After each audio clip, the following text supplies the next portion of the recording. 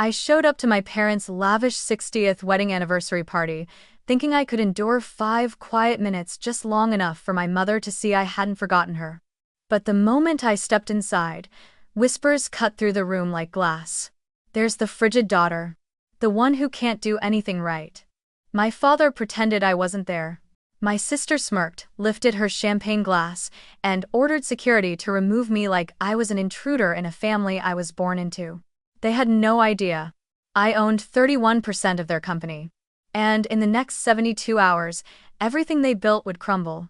This is the story of the night humiliation turned into power, and how walking away became the bravest thing I ever did. If you were standing in my place that night, what would you have done? And where are you watching from today? I was 6 years old the first time I understood that in the Carter family, love was not something everyone received equally. We lived in a gray stone house in the West Hills of Portland, the kind of place people drove past and whispered, "Who lives there?"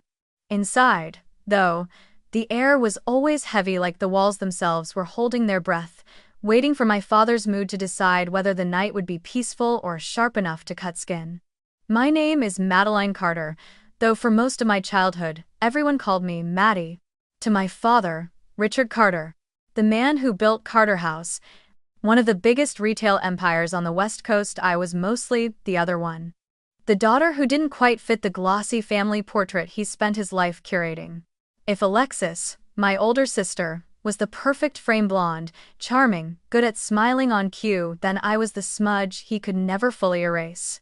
Richard Carter was a man carved from stone, tall, immovable, and convinced the world revolved correctly only when he controlled every voice in the room. He liked his shirt starched, his schedule obeyed, his family polished. He spoke in statements, not sentences, and he believed emotions were weaknesses you let strangers exploit. My mother, Eleanor, existed in the soft spaces between his commands.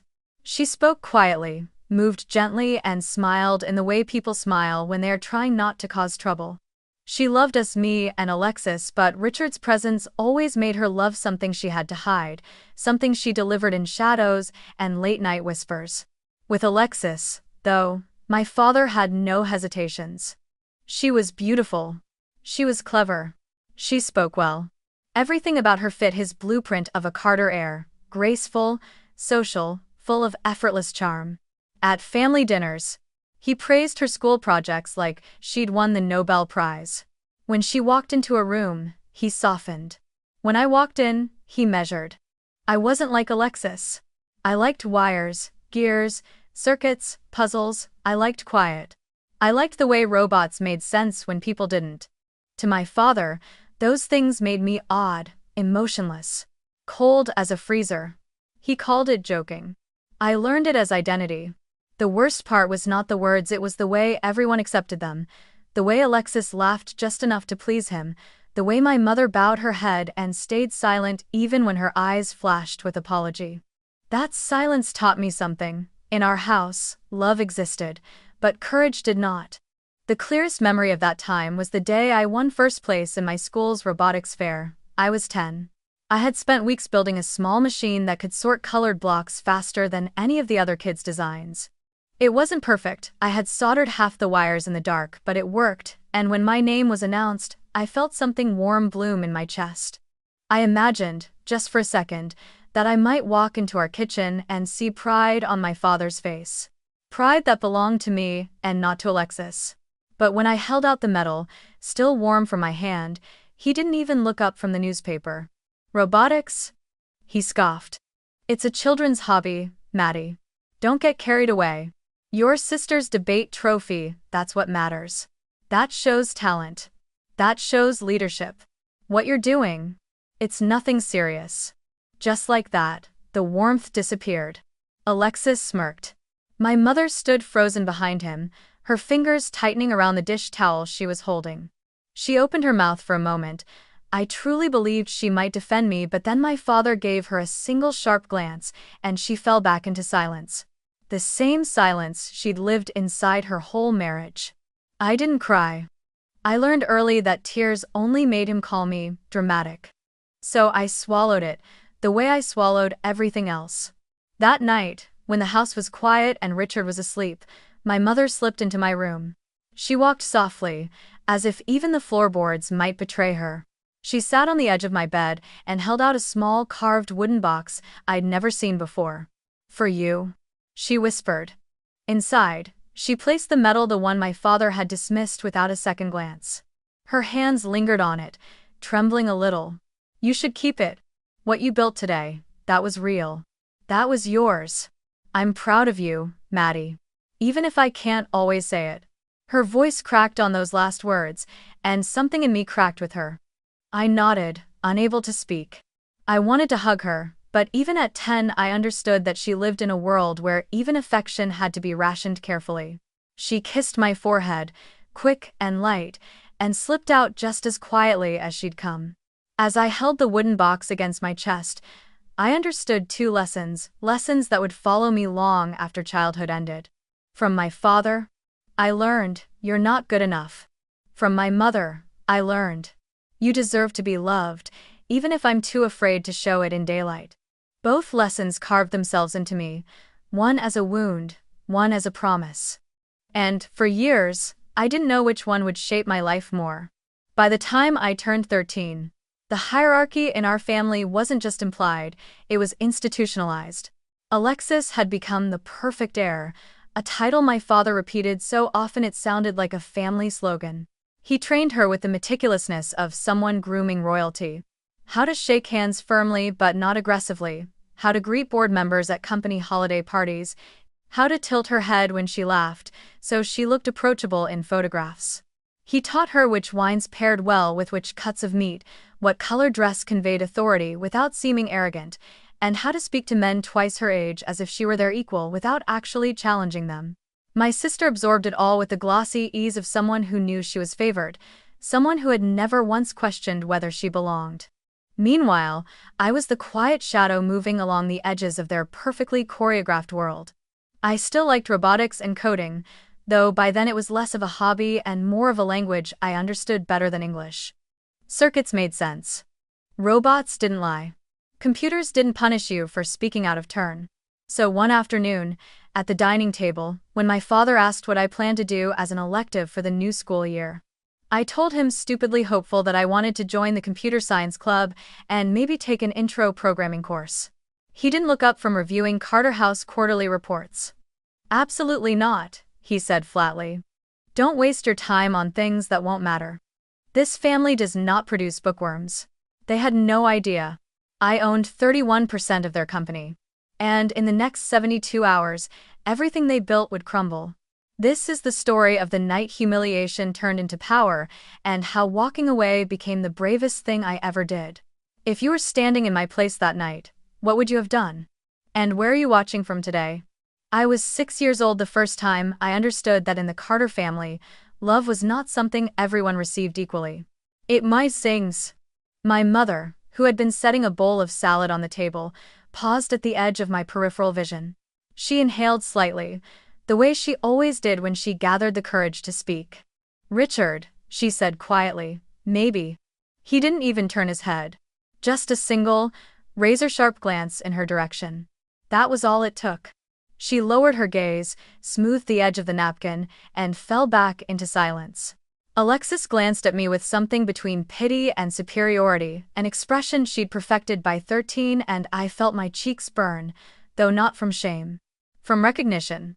I knew then that in our house, speaking up was a luxury neither of us truly had. Dinner became the place where the unspoken rules were displayed most clearly.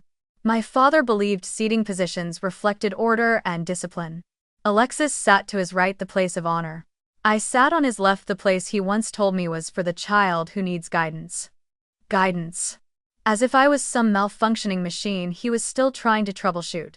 Sometimes, when I'd lift my fork, I could feel his eyes on me, measuring the smallest actions. How I held my utensils, how I breathed, how I existed. Over the years, the divide between my sister and me grew like a fault line splitting the family in two. My father called Alexis the pride of the Carters, his legacy, the daughter who understands what it means to represent this family. He said those lines in front of guests, in front of employees, at holiday dinners, at church. And me? I became the work in progress, the one he believed needed fixing. My personality, my interests, my silence, my awkwardness. All of it was a flaw he wanted to correct, like I was a defective product rolling off a conveyor belt. Alexis began to lean into her role more aggressively during those years. Whenever she sensed my father was irritated with me, she'd step in with a perfectly rehearsed comment or a laugh just sharp enough to signal she was on his side. She didn't bully me physically, she didn't have to. She mirrored him, his condescension, his tone, his language. And in a house where love flowed in one direction only, imitating him was the fastest path to approval. But late at night, after the dinner plates were washed and the house fell into its usual heavy quiet, my mother would knock gently on my door. "It's me," she'd whisper, like she needed permission to enter her own daughter's room. She always brought something small, a slice of strawberry cake from a bakery she liked, a warm cookie she'd baked earlier in the day, sometimes just a cup of chamomile tea held carefully in both hands. She never turned on the light. She'd sit beside me on the bed in the faint glow from the hallway and ask how my day was. She always asked in past tense, like she already knew it hadn't been good. She only brought those things when she was certain my father was asleep. I knew this because she always checked the hallway twice before closing my door. We didn't talk much, she couldn't risk saying the wrong thing, but she listened, and sometimes that was enough to make the loneliness less suffocating. She would brush a loose strand of hair behind my ear, or rest her hand on my back for just a moment before pulling it away like she'd touched fire. "You're doing just fine, sweetheart," she'd whisper. "You're exactly who you're supposed to be." I clung to those words like a lifeline, because during the day I heard a very different message, from my father, that I wasn't enough, from my sister, that I was an embarrassment, from the house itself, that there was no room for someone like me. By the time I turned 18, the hierarchy in our family was no longer just emotional, it had become structural, woven into every rule, every expectation, every breath inside the Carter household. Alexis was already being groomed for a formal role at Carter House. My father took her to leadership retreats, board luncheons, and investor golf outings, proudly introducing her as the future of the brand. Meanwhile, he treated me like an afterthought hidden behind the curtains, someone whose existence he tolerated only because it was too inconvenient not to. But for reasons I still can't fully explain, hope, delusion, desperation, I decided to apply for a summer internship at Carter House the moment I graduated high school. I had spent the last 4 years quietly building coding projects, entering small competitions, volunteering at the local library's tech workshops. Part of me believed that if I showed Richard my work not as a daughter, but as a candidate, he might see me differently, see potential, not problems. I never even got a chance to submit the application. My father found the printed form on the kitchen counter before I could bring it to HR. "No," he said without looking up. "You're not interning at Carter House." I swallowed. "Dad, I just want a chance." There is nothing here for you," he cut in sharply. "Alexis has a path. You don't. And this company doesn't have time to babysit your hobbies." Hobbies. That was how he described the years I spent building robots and coding small programs until my eyes burned from the screen. "Dad, I can contribute." I said no. He folded the application in half, then into quarters, then into something so small it barely existed. "If you want to play with computers, do it somewhere else. Carter House needs people with real leadership potential." Of course, Alexis overheard everything. She walked in wearing a perfectly tailored blazer, even though she had nowhere to go that day. She smirked like the decision was always obvious. "Dad's right," she added sweetly. "Carter House needs people with substance. Not, well, whatever it is you do." I almost walked away. I should have, but something in me, some naive part still reaching for a father who had never once reached back, wanted him to reconsider. "Can I at least show you my portfolio? Just to..." "Maddie," he said, tone dripping with impatience, "stop embarrassing yourself." The words hit harder than he probably intended, or maybe exactly as hard as he wanted them to. A week later, Alexis ordered me, really, to join her in the main conference room during one of the department meetings. I thought maybe she wanted to help, or at least ease the tension. Instead, it became the moment I understood, with brutal clarity, that I would never belong in that world. The room was full of supervisors and mid-level managers. My father stood at the head of the long table, speaking about expansion goals and market trends. Alexis sat beside him like a crowned princess. I took a seat near the back, trying to make myself small, trying not to draw attention. Halfway through the meeting, Alexis looked directly at me, then at the managers. "In case anyone's wondering," she announced with a bright, polished smile, "my sister here asked to intern with us this summer." A few people chuckled politely. My stomach dropped. "But don't worry," she continued lightly. "Carter House needs people with actual potential. Not amateur coders who don't understand the real world." The room was silent for 2 beats, long enough for me to feel every pair of eyes on me, long enough for humiliation to settle deep in my bones. My mother stood near the doorway, holding a folder so tightly her knuckles had gone white. She looked like she wanted to speak, her mouth even opened slightly, but then my father gave her that familiar, silencing glance, and she froze like glass under threat of shattering. I felt something inside me collapse, a quiet breaking, a private one. The kind that doesn't make noise, but changes everything. I walked out of the meeting without saying a word. That night, the rain came down in sheets, hammering the roof, slipping down the windows in long, trembling trails. I sat on my bed, staring at the wooden box that held my robotics medal, the one my mother had saved for me years earlier. I opened it, closed it, opened it again. The weight of it felt like both proof and punishment. Proof that I wasn't useless, punishment that the people I wanted to value it never would. My door creaked softly, and my mother stepped in. Her face was pale, eyes red like she had been holding back tears all evening. She didn't say anything at first. She just sat beside me, as she had so many nights before, her hands trembling slightly as she reached for mine. "Maddie," she whispered. "I'm so sorry. I'm so sorry." I breathed in slowly. "It's okay, Mom." "No," she said, shaking her head. "It isn't. You deserved better today. You've always deserved better." Then she slipped a small envelope into the pocket of my jacket. I could hear the faint crinkle of bills inside. "There's $500. It's not much, but it's what I can give. I don't know how long it will last you, but—" Her voice broke. "I believe in you. Even if I've been too afraid to show it."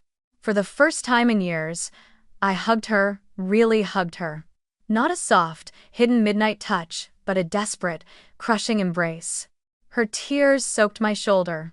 Mine soaked hers. Downstairs, my father's voice echoed faintly through the hall. "Let her go if she wants to go," he said. "We'll see how long she lasts without this family."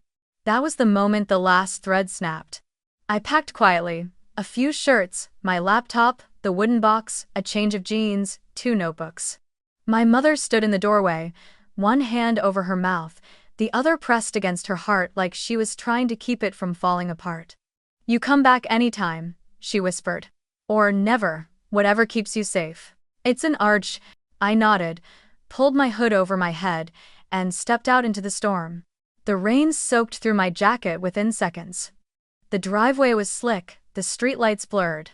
But as I walked away from the Carter house, the house that had never felt like home, I felt something I hadn't felt in years. Not confidence. Not freedom. Resolve. The kind that is born not from being loved, but from surviving without it. Seattle was never part of the plan.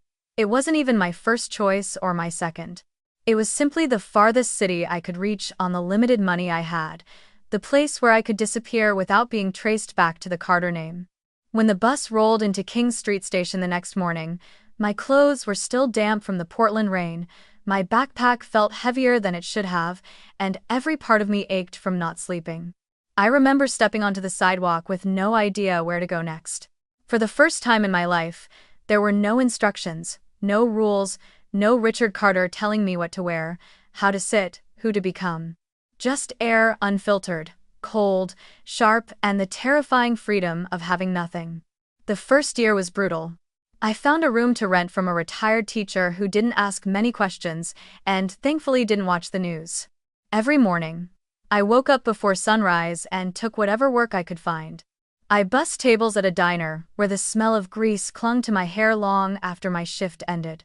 I stocked shelves at a 24-hour pharmacy from midnight to 4 a.m., dragging heavy boxes while customers drifted in half asleep. I tutored middle school kids in basic math. On weekends, I handed out flyers on the street for $10 an hour. I did everything except rest. There were weeks when I survived on instant noodles, where dinner was only whatever free bread the diner let employees take home. There were nights when the room I lived in was too cold to sleep, and I ended up at the Seattle Public Library pretending to study while actually drifting off in the corner until security tapped my shoulder. I wasn't homeless, but I hovered one wrong step away from it. Every time I thought about calling home, my father's voice replayed in my head, "We'll see how long she lasts without this family." I refused to give him the satisfaction. I refused to crawl back just to become another "I told you so" in his long list of things he believed he was right about, so I never called. But my mother, she tried, in her own small, trembling ways. Once every few weeks, I'd receive a text always after midnight, always brief, always typed as if each word cost her a piece of courage she didn't have much of. "Are you eating enough? Did you find work? I miss you. Are you safe?" And once, "I'm proud of you. Even if I can't say it here." I stared at that message for a long time, my throat aching in a way I didn't know how to describe. I replied only with, "I'm okay, Mom." I didn't add that I'd skipped meals that week, or that I'd worked 3 shifts in 24 hours, or that my hands shook from exhaustion. I didn't want to put her in the impossible position of choosing between her daughter and the man she feared. Because I knew she would choose him not out of love, but out of survival. That was what hurt the most. Not my father's rejection. That part was predictable. Expected, practiced. But my mother's silence, the one she lived inside like a cage she never escaped, cut deeper than anything he ever said. She cared. I never doubted that. But caring and protecting are not the same. And I learned early that her love had limits drawn by fear. Still, those text messages kept me going. Even when everything else fell apart. My second year in Seattle was a little less suffocating, though not by much.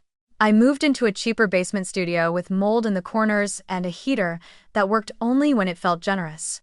I bought my first used laptop from a pawn shop after saving tips for 4 months. It took 15 minutes to boot up, the fan rattled, and half the keys stuck unless you hit them with force. But it was mine. And for the first time since leaving home, I felt like I had a tool that could build a future instead of just survive the present. I started teaching myself programming at night, watching tutorials until my eyes blurred. I built tiny apps, most of them terrible, but each one was a step, a stone in a path I didn't fully see yet. Sometimes, when I opened my code editor, I felt like I was returning to the only place in the world where things made sense. During those years, I changed in ways I didn't notice at the time. I stopped expecting kindness. I stopped waiting to be understood. I learned how to fix things alone, how to fail alone, how to start again alone. I became someone who didn't need permission to exist. But I also carried new wounds. And old ones that never healed. I carried the feeling of being the child on the left side of the dinner table, the one who needed guidance, the one who wasn't good enough. I carried the memory of Alexis smirking as an entire conference room laughed at me. I carried my father's voice telling me that my dreams were childish, that my intelligence was useless, that I was wasting time pursuing anything he didn't understand. And I carried my mother's eyes, the sorrow in them, the apology she never spoke aloud. All of that pain became fuel. Not anger, not revenge. Just fuel. Something that hardened into determination, into focus, into a quiet promise. I repeated every time I fell asleep in a library chair or folded laundry at a laundromat while waiting for my next shift. I will not need them. I will build something of my own. I will not disappear. By the time I turned 22, the tears came less often. I still struggled. I still missed my mother, but I had survived 4 years. My father swore I wouldn't survive 4 weeks. I had not called home once. I had not asked for help. I had not broken. And, without realizing it, I had become the one person my father never imagined I could be. Independent. Completely, irrevocably independent. The kind of independent that only grows from being pushed out the door into a storm and learning how to stand when no one comes looking for you. The acceptance email arrived on a Tuesday morning at 6:14 a.m., right as I was coming off my overnight shift at the pharmacy. I remember because my hands were still shaking from scanning inventory for 8 hours straight, and at first I thought the notification was just another coupon alert or billing reminder. But when I saw the subject line, "Congratulations, full scholarship award," my breath stopped so suddenly it hurt. I reread it twice, then a third time, clinging to each word as if it might vanish if I blinked too slowly. The University of Washington was offering me a full-ride scholarship to study computer science, tuition, housing, books, everything. Me, Maddie Carter.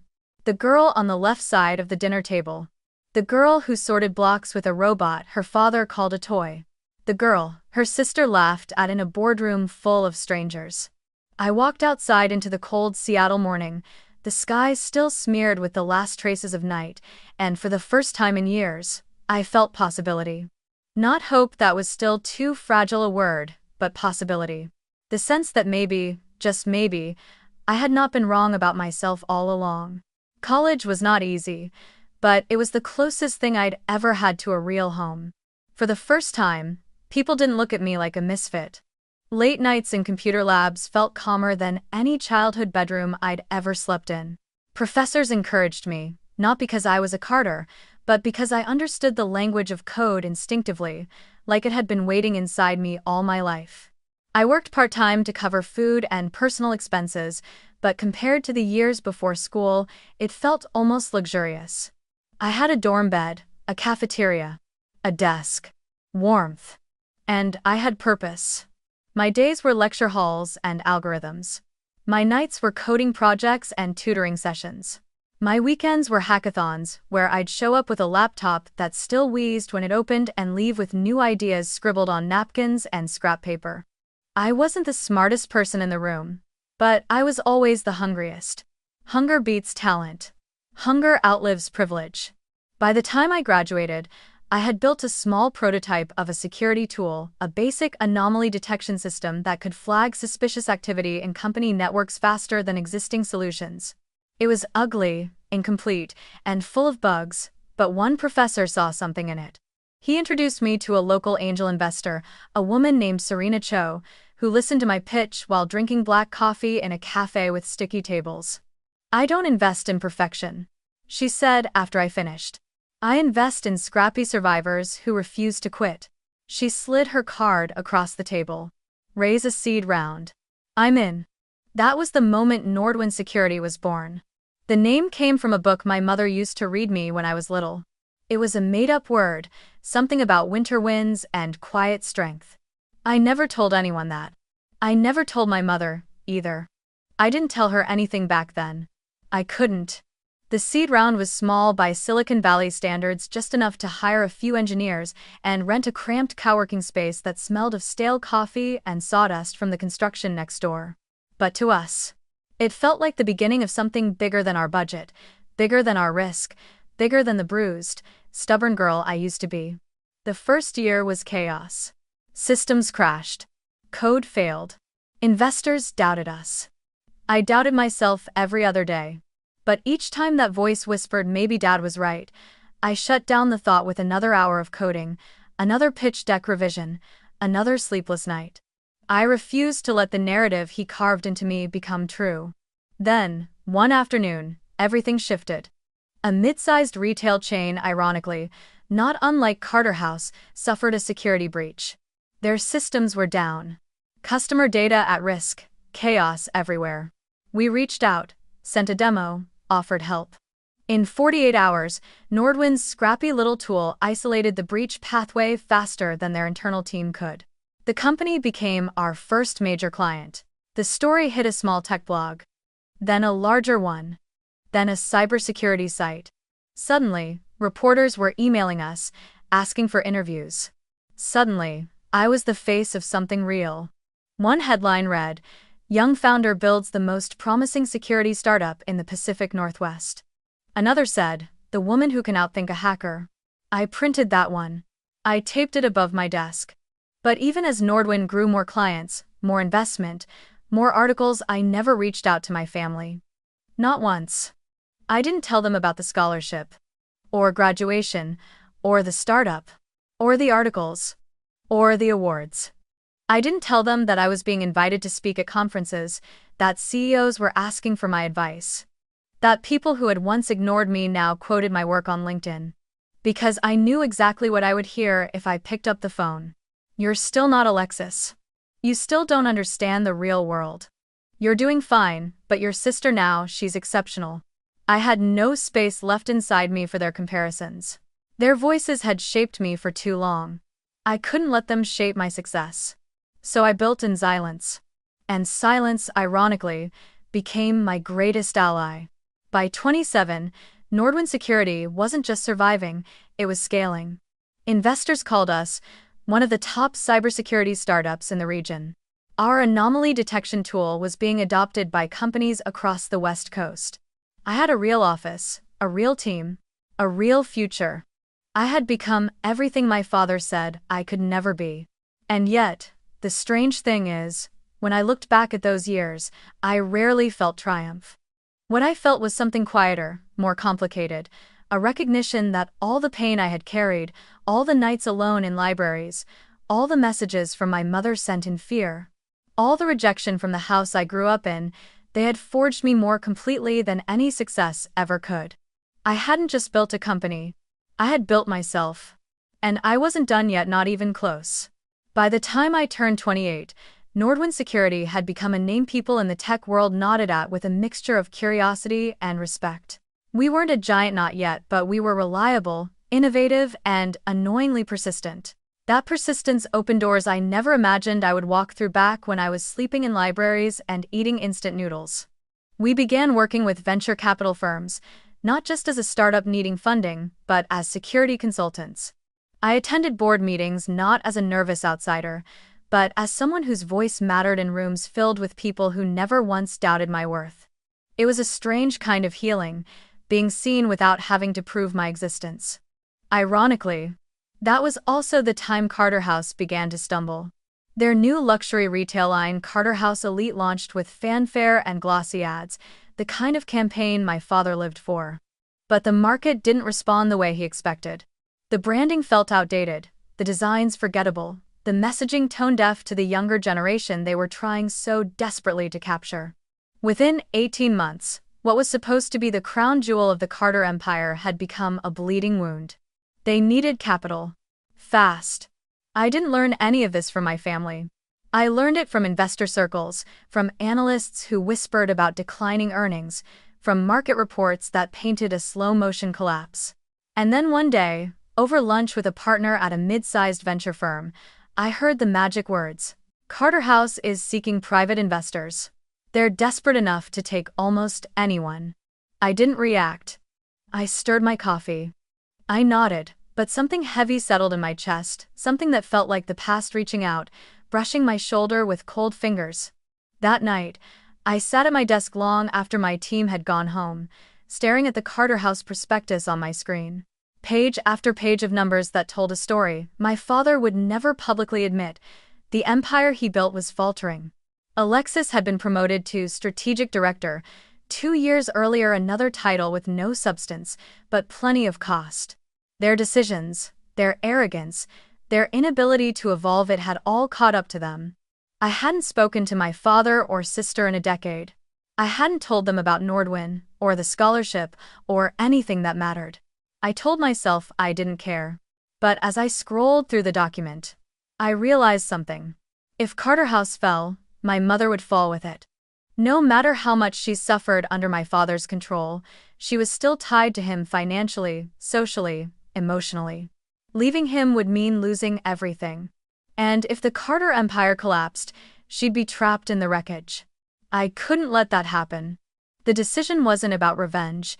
It wasn't about proving anything to Richard. It wasn't even about justice. It was about protection. The kind a child offers a parent when they finally see the parent's fragility, the kind I had longed to receive but never did. So I made a call. Through a venture fund, we partnered with a fund where my name was nowhere near the paperwork. I acquired a 17% stake in Carter House. Then, slowly, quietly, over the next 18 months, I increased that stake to 31%, enough to influence decisions. Enough to intervene if things went wrong. Enough to protect my mother if the worst came. No one knew. Not the investors. Not my team. And especially not my family. When the deal closed, my father issued a statement to the press, praising a promising new investor with admirable confidence in the Carter brand. He smiled on camera, shook hands with the fund's representative, and gave one of those firm, polished speeches about legacy and trust. He never once realized he was smiling at me. Watching him from my office on a tiny muted livestream window tucked in the corner of my screen felt surreal. His tie was crisp, his posture perfect. He still had the same commanding presence, the same ability to fill a room with his certainty. If he knew the truth, if he knew the daughter he dismissed, humiliated, and shoved out into the rain had just become the single largest private shareholder in his company, he would have lost his mind. But that wasn't why I did it. I didn't want power over him. I didn't need it. I wanted the ability to intervene if he hurt my mother again. Or if the company imploded. Or if Alexis made another catastrophic decision while he blindly praised her. The world didn't need to know I held that power. He didn't need to know. My sister didn't need to know. This power was not for them. It was for me and for the woman who tucked $500 into my pocket the night I ran away and whispered, "I believe in you," even though she couldn't say it out loud in front of the man she married. For the first time in my life, I had leverage. Quiet leverage. Invisible leverage. The kind of leverage that sits in your hands like a blade you never wanted, but are now strong enough to wield if the moment ever requires it. And it would. I didn't know how. I didn't know when. But the world has a way of circling back to unfinished wounds. And mine had been bleeding for 30 years. I was 31 the first time I stepped into Carter House as someone who didn't need anything from them.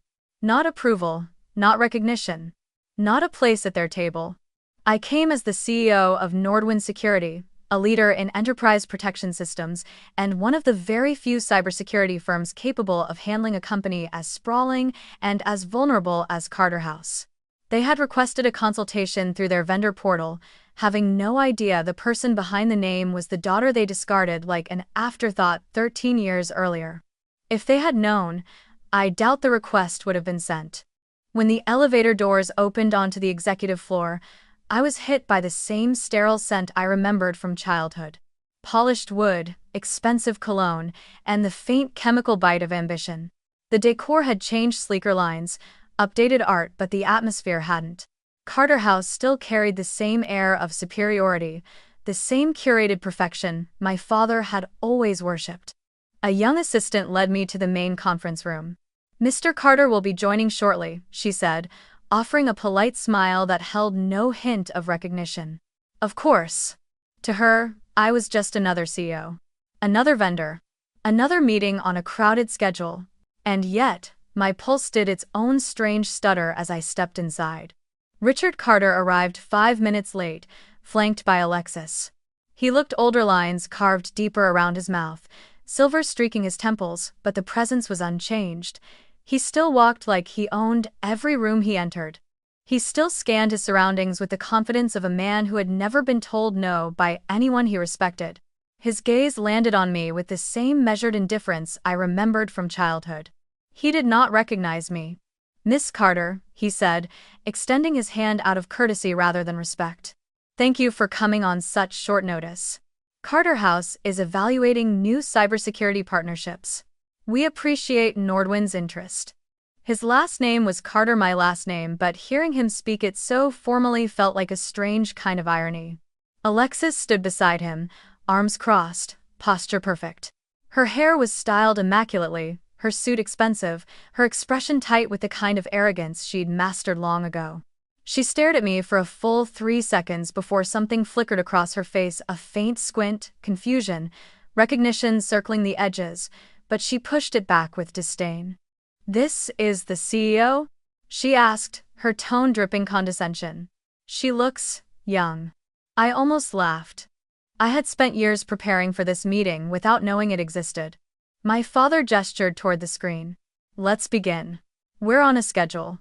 He didn't offer water. He didn't offer a seat. He didn't ask a single personal question. To him, I was a stranger. An unimportant one. I began the presentation, detailing Nordwind's detection algorithms, threat isolation strategies, and real-time network solutions. I spoke with the calm confidence I had earned the hard way through years of exhaustion, growth, trial, error, and eventual triumph. But my father barely looked at me.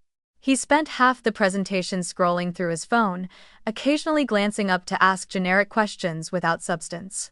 Alexis interrupted constantly, her comments sharp and dismissive. "I'm not convinced your system is robust enough," she said, flipping through the proposal with an exaggerated sigh. "We need a partner with more experience handling enterprise-scale infrastructure." Nordwind handled infrastructure 10 times larger than Carterhouse. But she didn't care. She wasn't listening to my words. She was listening to her own prejudice. I kept going. Calm. Steady. Professional. The way I'd learned to be when men like my father underestimated me. Halfway through the meeting, the conference room door opened. My mother stepped inside. For a moment, the world went silent. She froze when she saw me, completely froze, her hand clinging to the edge of the door, as if the sight of me stole all strength from her body. Her eyes widened in disbelief, then filled with something warm and devastating. Recognition. Pride. Regret so deep it looked like it hurt her to breathe. "Maddie," she whispered before she could stop herself. Alexis snapped her head toward her. "Mom, do you mind? This is a meeting." My mother blinked rapidly, swallowing whatever emotion had risen too quickly. I'm sorry, I didn't know the room was occupied." Her voice trembled just enough for me to hear it. "Continue." And comes well." She stepped back into the hallway, but her hand lingered on the doorframe, as if unwilling to fully leave. My father didn't notice any of it. He kept scrolling, flipping, dismissing, too busy performing importance to see the earthquake happening 6 feet from him. Later, when the meeting ended and I gathered my laptop, I stepped into the hallway. My mother was waiting there, pretending to review a stack of documents, her hands shaking so visibly she had to grip the papers with both palms to study them. She looked up at me, eyes shining. "You're here," she breathed, voice soft enough that a whisper would sound loud in comparison. "I'm here for work," I said gently. She nodded, but emotion flooded her expression: joy, grief, apology, awe. She stepped closer, but not too close. She looked over her shoulder twice, checking for Richard like she always had, trained by years of fear. "You look." She paused, eyes tracing my face with a mother's hunger. "You look strong." Her voice cracked on the last word. In that moment, I saw everything she couldn't say. "I'm proud of you. I'm sorry I didn't protect you. I wish I had left him sooner. You deserved more than I gave." I felt it all. Every unspoken syllable. But before she could say anything more, Richard's voice echoed down the hallway. "Eleanor, we're late for the next meeting." She flinched. It was small, but I noticed and stepped back instinctively, guilt and terror competing in her eyes. She managed a soft, aching smile. "Take care, sweetheart." She walked away quickly, shoulders drawn tight. Spine curved inward like she was carrying the weight of 3 decades of regret. I watched her disappear around the corner. And for the first time in years, I felt the past pressing against the present, not as a wound, but as a storm gathering. Something was coming. Something inevitable. Something the Carter family would never see until it was far too late. The text from my mother arrived the night before the party. It was short, hesitant, typed the way someone writes when their hands are shaking and they're afraid of being seen. "You don't have to come, sweetheart. But I want to see you. Just 5 minutes. Mom." I stared at those words for a long time. 10 years had passed since I walked out of the Carter house dripping with rainwater and resolve, and in all that time, not once had I been invited to anything. Not a birthday. Not a holiday. Not a family dinner. Not a single event where the last name Carter was wrapped in gold and presented for public admiration. I was the ghost daughter, the absent one, the one they edited out of photos and out of conversations. The one they pretended never existed. But my mother, she had never let me go. Not fully. She reached for me in hidden midnight texts, in soft apologies, she whispered only in my direction when no one else was watching. So when she asked quietly, gently, almost apologetically that I come for 5 minutes, I knew I would go. Not for Richard. Not for Alexis. Not for the image of a family that had never included me. I went for her. Only for her. The Carter House 60th wedding anniversary was an event built for spectacle. It was hosted at a ballroom overlooking the Willamette River, filled with guests in black tie attire, towering floral arrangements, gold-trimmed invitations, and a string quartet playing near the entrance. It was everything my father lived for: grand, polished, extravagant, a celebration of a legacy he believed he had created alone, ignoring the woman who had spent decades shrinking herself so his ego could expand without resistance. When I walked in, the air shifted. Not dramatically, not loudly, but subtly, like a ripple spreading across still water. People looked at me, not with recognition, but with curiosity. Who was she? Why was she alone? Why wasn't she smiling? I moved through the room quietly, the way I had learned to move as a child, present but invisible, hoping to avoid becoming a target. But anonymity didn't last long. First, it was the whispers. Guests leaning toward each other behind champagne flutes. Isn't that the younger Carter girl? I heard she dropped out of college. No, she moved away, something about not fitting in. She's the odd one, right? The one who never quite measured up? The frigid one. The disappointing one. They said it casually, like they were describing the weather. A harmless conversation topic before dessert. I kept walking, my pulse steady, but something inside me tightened, a familiar ache, as old as childhood dinners on the left side of the table. My father saw me next. Or rather, he saw me and chose not to see me. He stood at the center of a circle of executives, laughing too loudly, shaking hands, pouring wine as if the entire room existed to applaud him. His gaze drifted over me briefly, the way someone glances at a decorative plant not important enough to acknowledge, not interesting enough to question. He turned away. He did not nod. He did not greet me. He did not even offer the polite, distant courtesy one gives a stranger. I was invisible to him, still. Alexis noticed me after that. And, unlike my father, she didn't pretend I didn't exist. She walked toward me, heels clicking against marble. Her dress sparkling like it had been stitched from ego and envy. Her smile was sharp enough to cut. Wow, she drawled loudly enough for nearby guests to hear. You actually came. I held my ground. Mom asked me to. She scoffed. Of course she did. She loves fixing broken things. I thank you for watching. Her friends laughed, a cluster of perfectly manicured sycophants who'd never worked a day outside the comfort of their parents' wealth. Before I could respond, Alexis lifted her hand and gestured to the security staff stationed near the entrance. Can someone handle this? She called out. Security, please escort this person out. My chest tightened. Alexis, don't make this difficult. She snapped. This is a family event. You being here makes everyone uncomfortable. Family. She said it like I had never belonged. Maybe I never had. 2 security guards approached, apologetic but firm. Ma'am, we've been asked. It's fine, I said quietly, my voice steady. I'm leaving. But before I turned, I scanned the room for the only face I came to see. I found her. My mother stood near the staircase, one hand clutching her necklace, the other trembling against her waist. Her eyes were wide, horrified not at me, but at what was being done to me once again, publicly, cruelly, needlessly. She took one step forward. Then another. Her lips parted, her breath shaky, her hands ready to reach for me. But then she stopped, because Richard was watching.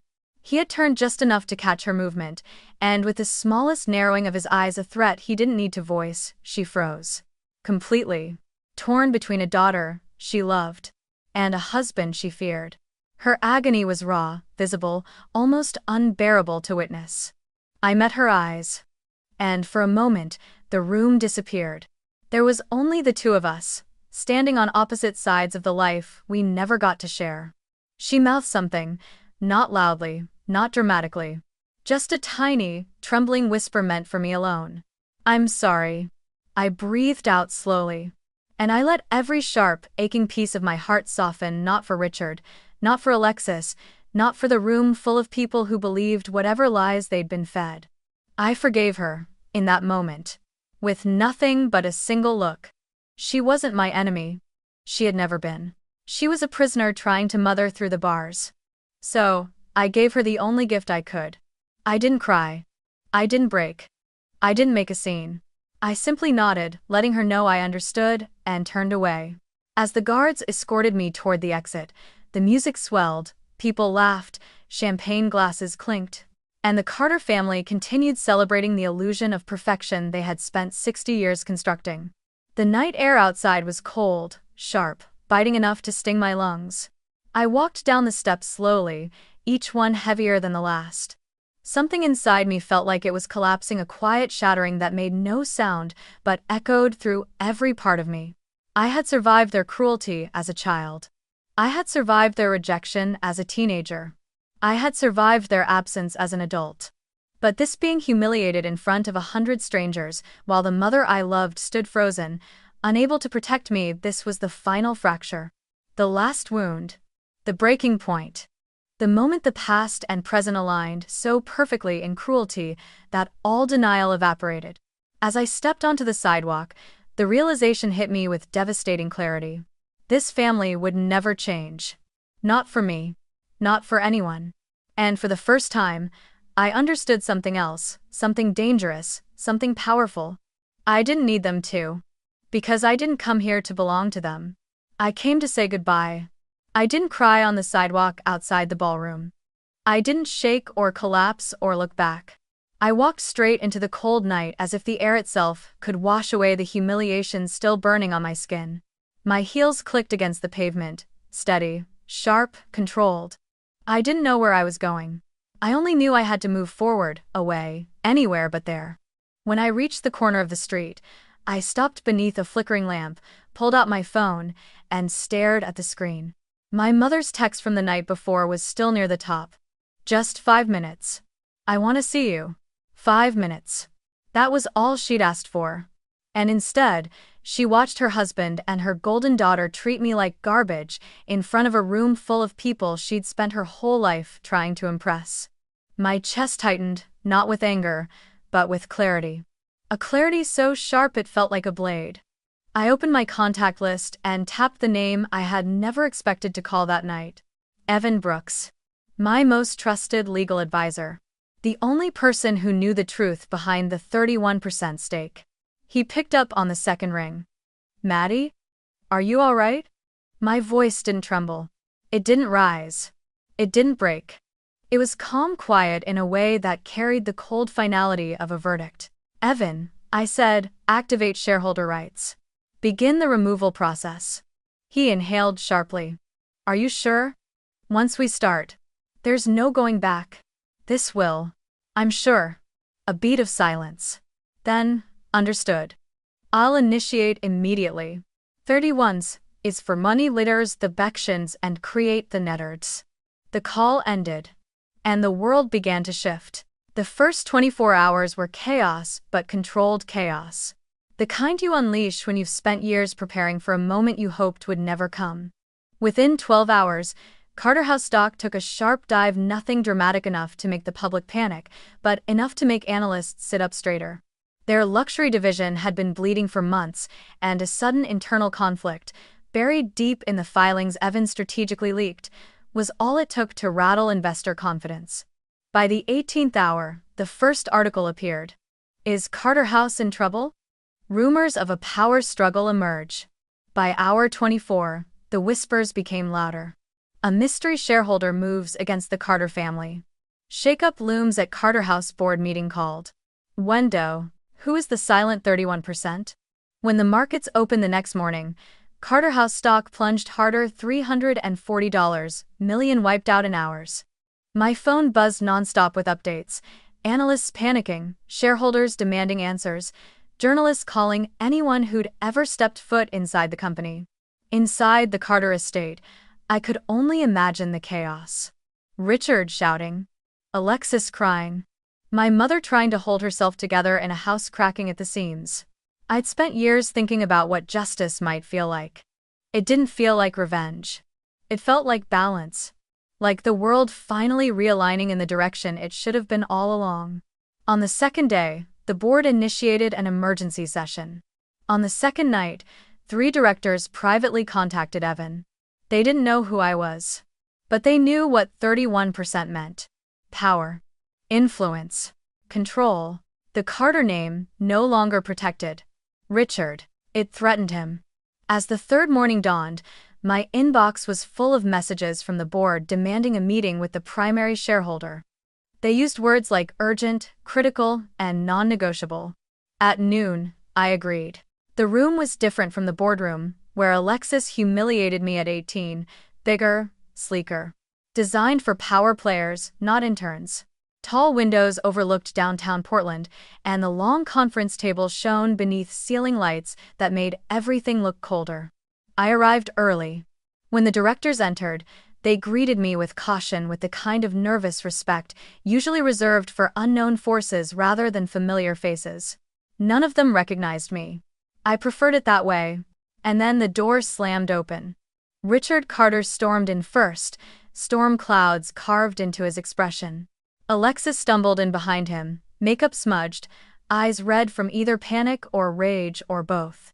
My mother trailed in last, shoulders tight, expression unreadable, her palms pressed together like she was praying. Richard's gaze collided with mine, and in the fraction of a second it took for recognition to bloom, the color drained from his face. "You," he hissed. "What the hell are you doing here?" I didn't stand. I didn't flinch. I didn't even blink. I spoke evenly, as if announcing something mundane. "I'm here as the owner of 31% of Carter House voting shares." A choke of disbelief rattled through the room. Alexis staggered a half-step backward. My mother covered her mouth. Richard's expression twisted into something primal. "You?" he roared. "You don't belong in this room. Who gave you permission?" "I did," I replied calmly. 31% gives me that right." Silence. Stunned. Absolute. For a moment, all I heard was the faint hum of the HVAC system. Then one of the directors cleared his throat. "Let's proceed." Richard slammed his fist against the table. "I refuse to be pushed out of the company I built with my own hands. This is my legacy." "Then you should have protected it better," I said, meeting his fury with quiet certainty. Alexis lunged forward. "You're jealous. You've always been jealous. You can't stand that I'm the one, Dad." "This isn't personal," I cut in. "It's business." That wasn't entirely true. But it was the only truth they'd understand. The motion to remove Richard Carter as CEO was read aloud. Then the motion to remove Alexis from her executive role. One by one, board members cast their votes. When it was my turn, I spoke clearly. For both motions, yes. Richard's body went rigid. Alexis let out a broken sound. My mother's eyes filled instantly with tears. 3 more votes followed. Then the chairperson announced. Motion passed. Just like that. 30 years of their cruelty. 30 years of silencing me. 30 years of pretending I didn't exist. And now they were the ones removed publicly, legally, undeniably. My father stared at me like he was seeing a ghost. In a way, he was. "You," he whispered hoarsely. "You did this. You ruined us." "No," I said softly. "You did." I stood, gathering my folder. The board dismissed themselves. Richard collapsed into a chair.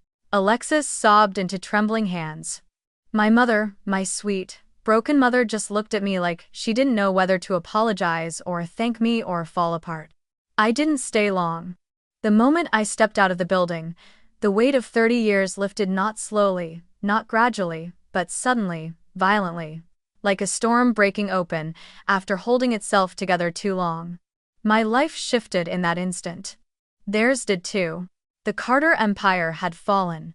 Not because I wanted revenge, but because I finally chose myself. The boardroom emptied slowly, one director after another slipping out with tight smiles and cautious glances, leaving behind only the wreckage of a family that had spent decades pretending it was unbreakable. For a long moment, nobody spoke. The air felt thick, as if the years of silence, suppressions, wounds, and unspoken truths had crystallized into something visible, something almost heavy enough to touch. My father sat at the head of the table, his chair no longer a throne but a cage. He looked smaller than I remembered, less like the towering figure who had dictated the rules of my childhood, more like a man startled by the sudden collapse of a world he believed he controlled. His hands clenched the edges of the table, knuckles white, breath sharp. "You betrayed this family." He finally spat, voice rough and trembling with anger he was trying and failing to contain. "You betrayed everything we built." I stood across from him, the polished floor gleaming between us like a battlefield line. "I didn't betray anything," I said evenly. "I safeguarded what you were too arrogant to protect." His head snapped up. "Arrogant?" he repeated, as if the word were an insult too foreign to comprehend. "Everything you have, everything you owe to this family." I didn't laugh, but the urge washed through me like a bitter wave. "I owe nothing to a family that never wanted me." Alexis let out a strangled cry from her seat near the window. She had collapsed there after the vote, mascara streaking down her cheeks, her breath hiccuping in uneven bursts. "I worked for this company," she sobbed. "I was supposed to inherit it. I earned my place here."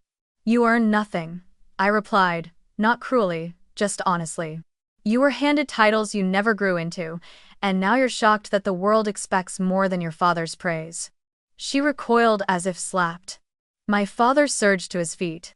"Get out," he barked. "You're no daughter of mine. You walk out that door, and you're dead to this family." But I had been dead to him since I was 6 years old. Before I could respond, a soft sound broke through the tension. "Stop." My mother. Her voice trembling, but present. Clearer than I'd ever heard it in that house. She stood near the doorway, hands clasped so tightly they shook. Her eyes glistened with tears she'd held back her entire life. "Richard," she whispered, "please, just stop." He turned on her like a storm turning on a vulnerable shoreline. "Not now, Eleanor." But she didn't move. She didn't shrink. She didn't bow her head. Instead, she faced me. "Maddie." Her voice cracked. "Sweetheart, I'm so sorry. I'm so sorry. I should have protected you. I should have stopped him. I should have fought for you." The pain in her voice, pain she had swallowed for decades, was almost too much to bear. I walked toward her slowly, feeling every step like a heartbeat. When I reached her, she reached for me but then hesitated, as if she wasn't sure whether she was allowed to touch me anymore, whether she deserved to. I didn't hesitate. For the first time in 14 years, I wrapped my arms around her. Tightly. Completely. Without fear.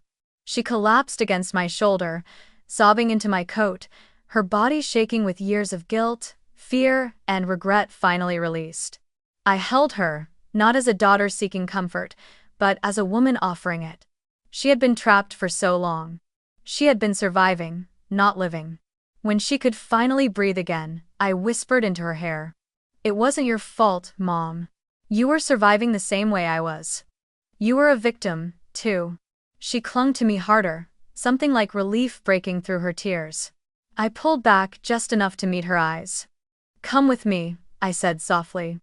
"You don't have to stay with him anymore. You don't owe him your life." For a moment, just a moment, I saw it. Hope.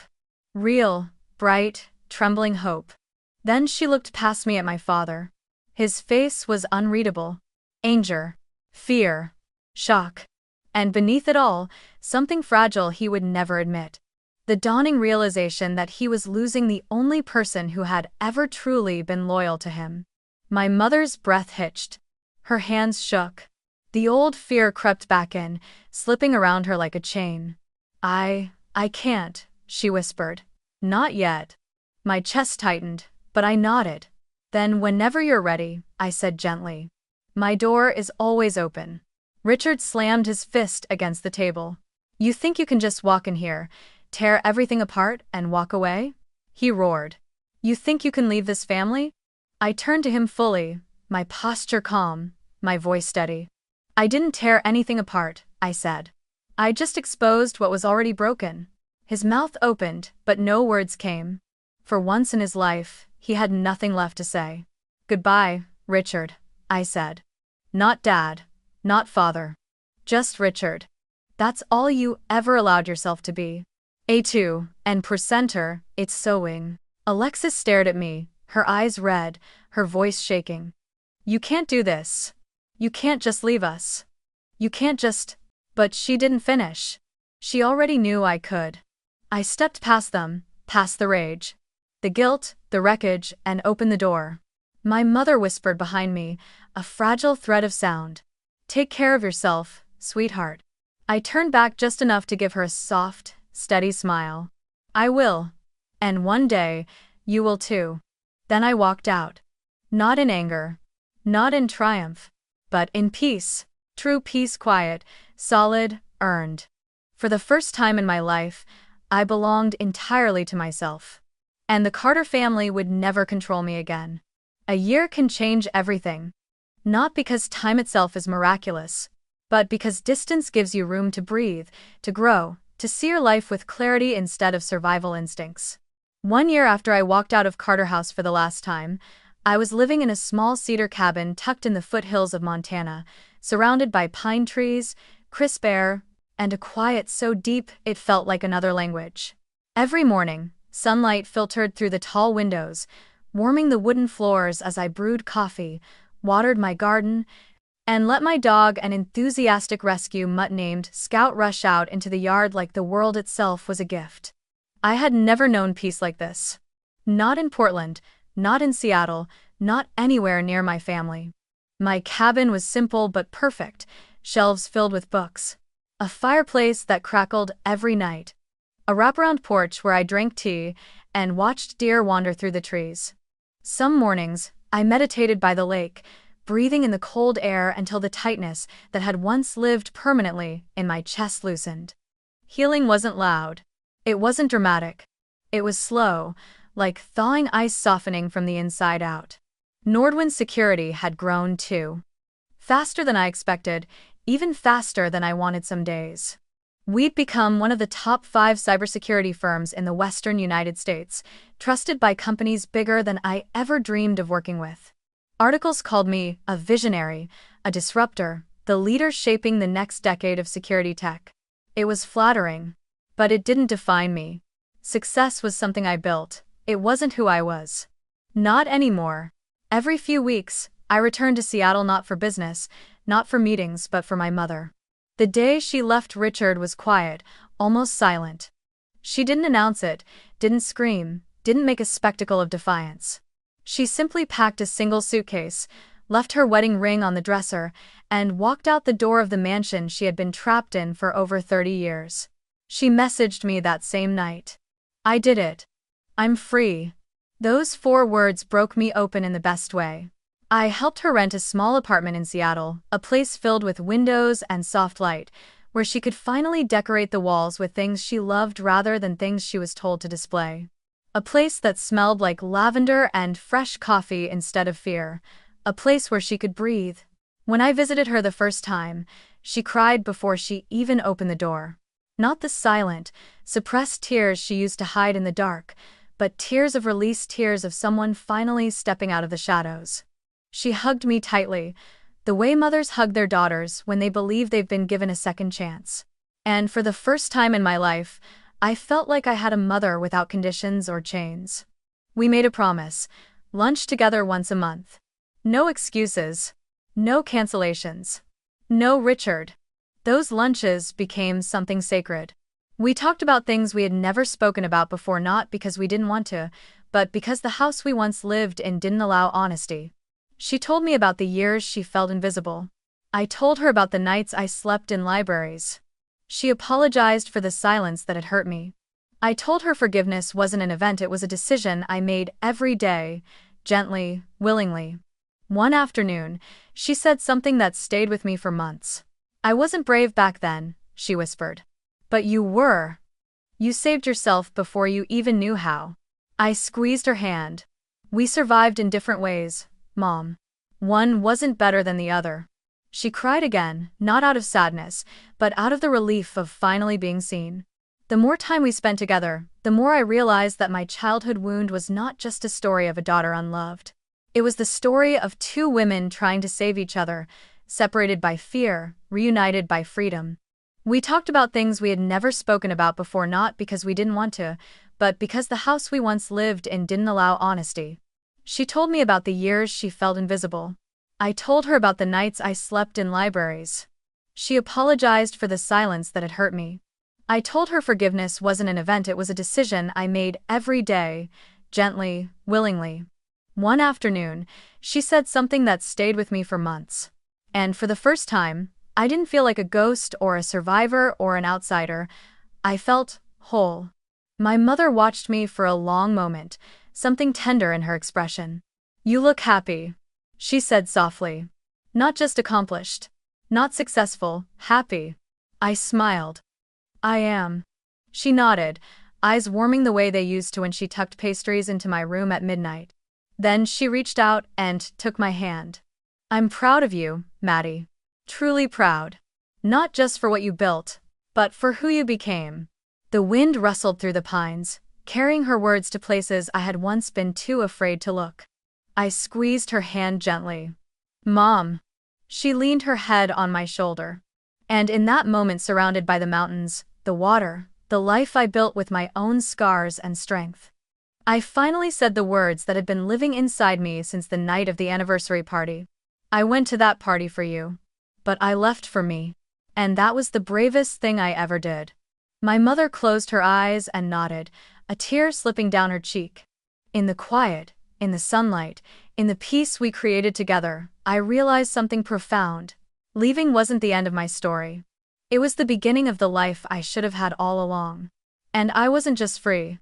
I was finally beautifully, completely myself.